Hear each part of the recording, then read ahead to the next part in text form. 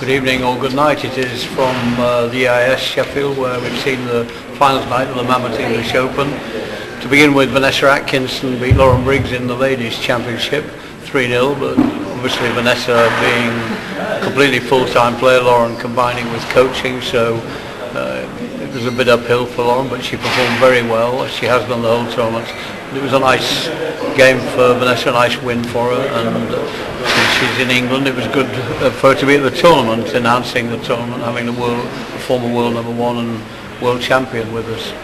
The men's final, obviously great anticipation with two Yorkshiremen and Nick Matthew from Sheffield, obviously with local interest, and two members of the England side that won the world teams and competed in the final of the US Open, two top players, world 5 and 6, and they produced a very, very fine match. Nick took the first game 11-9, very well contested, and rather got an edge in the second half of that, which enabled him to get. James had started quite well, but Nick came through and won it well 11-9. The second was all level and not much in it, only a point or two throughout, but in the middle or to late parts of that, James just started to get a bit of control of the ball and began to move it around and managed to level the scores out, which was, as everybody knows, is crucial in world squash, because two love deficits are hard to pull back.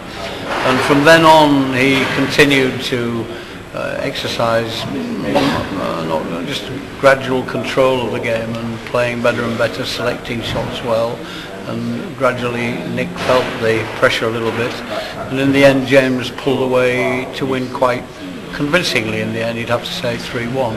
After perhaps looking for the early part of the game, was more likely the loser.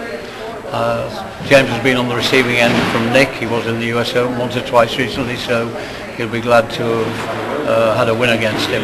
It was a very fine match for a final, and a good fitting end to a exceptionally pleasant tournament, the Mamut English Open. I'd like to bid you all good night and hope that brief summary helps some understanding of what we've seen here tonight.